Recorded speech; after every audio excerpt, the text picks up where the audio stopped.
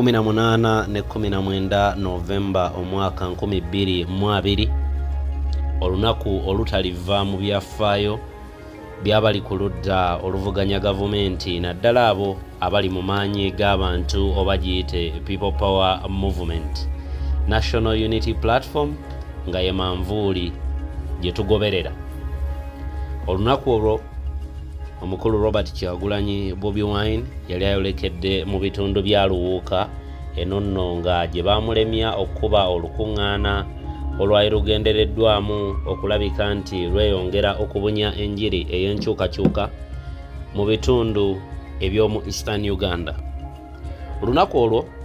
terugenda kuva mu byafaayo kubanga lwavibwamu n'ekigambibwa oba ekimanyikiddwa nga Black November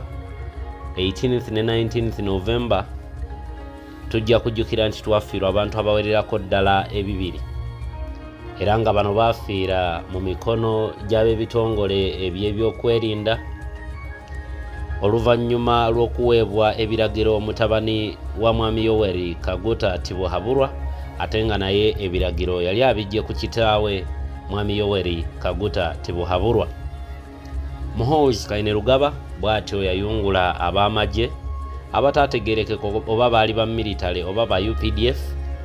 ne batemula abantu abawererako ddala. Gavumenti begamba nti baali 54 nenge enamba ya recordingibwa eyaddala yali mu 200 n'okudda waggulu. Olunaku olwo lwavaako ebintu bingi nnyo eri gavumenti eno eya Mwami Yoweri Kaguta Tibuhaburwa era nga lwe lumu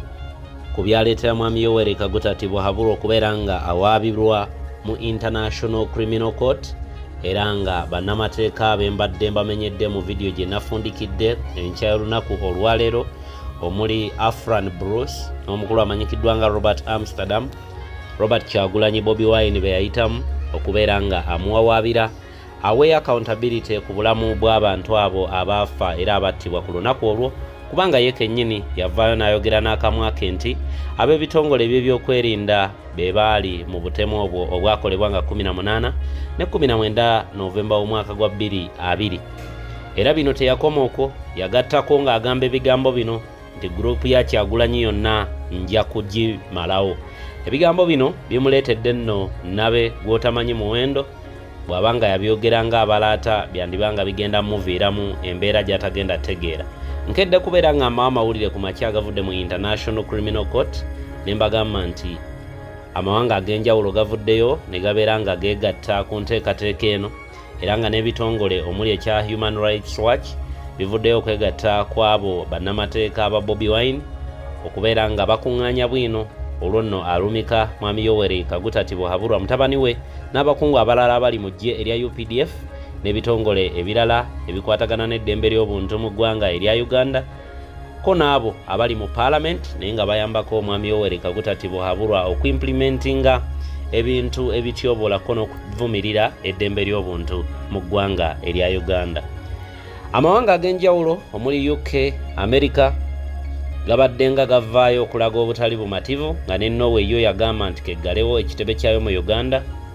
Amawanga nga North Korea tegabadde ku ludda lwaffe nago gabadde gawagira Mwami Yoweri Kaguta Tibuhaburwa naye nalyo lyagamba nti awanyowaawo oluvannyuma lw'akatambi akalabikirwamu Robert Kyagulanyi nga bamuwalawala ku Entebbe International Airport nga bamuteeka mu mmotoka ne bamutwala mu nkambi y'amagye wano we baamujja ne bamwongerayo mpaka mu maka ge e Magere. Ebintu nno birabika byeyongedde okudda ku bikukujju eri Mwami Yoweri Kaguta Tibuhaburwa ne mutabani we era nga wakukifiiringa mu International Criminal Court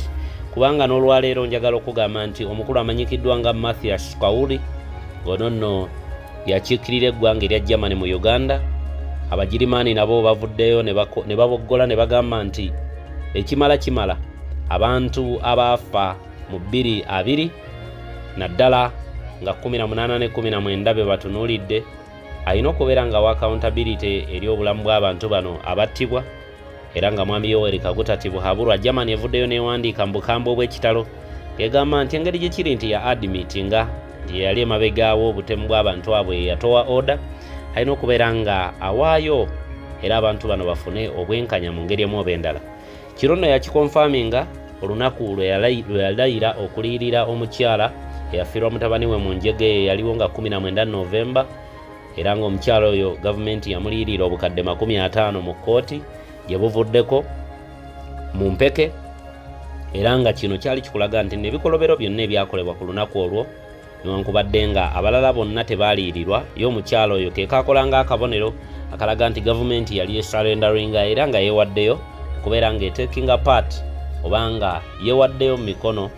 egyabo abagivunaana naddala Mwami Yoweri Kaguta Tibuhaburwa ne mutabani we ku butemu obwo bwaliwo nga 18-19 Novemba omwaka ogwa 2020. kakati nno abantu abo 54 gavumenti be yayogera tebaali bokka kugambye bawererako ddala abantu 2 n'okudda waggulu abafa ku lunaku olwo Bobi Wine yali agenda eruwuuka. Therefore mbakuutira nnyo nti buli we mubanga abanafuye mukimanye nti abantu bangi nnyo bali ku ludda lwaffe nga ne Germany olwaleero ebadde tetera kwogera. Actually Germany mbadde nduddo giwulira nga eyogera ku bintu ebikwatagana n'eggwanga lya Uganda naye nayo kevuddeyo ku mulundi guno omanya nti wetwolekedde wakambwemu. Jukira ebintu bingi nnyo ebiriwo. Mwami Yoweri Kaguta Tibuhaburwa alina trade ban mpitirivu, alina amawanga mangi nnyo agajjewo enkolagana naye, alina amawanga mangi nnyo mwatakyagenda ate nga n'abakungu ab'enjawulo abali mu gavumenti ye bateekebwako envumbo obutaddamu kubeerako mawanga gye bagenda. Kakati nno wetuwolekera wagenda kubeera wakambwemu eri gavumenti eno naye mbagamba nnyo nti tunywere ewalwanira oba wafiira enjovu buddo bwe bubonaabona. Naffe mu mbeera eno nga gavumenti eno egenda mukimanye nti waliwo ebintu ebibi ebijjiramu kubanga buli kirungi kibaako ekibi ekijjirako nti ng'enkyukakyuka eno tugiyayanirira nga tugiraba eri mu kkubo ejja naffe tweteekereteekere enkyukakyuka eno tulabike nga tugituulamu bulungi era tugifiitingamu tuleme kubeera affected mu nkyukakyuka eno egenda okujja. Therefore mu International Criminal Court Germany nayo eri ready okulabika nti yeeyongerako okugatta pressure ku International Criminal Court okulabika nti Mwami Yoweri Kaguta Tibuhaburwa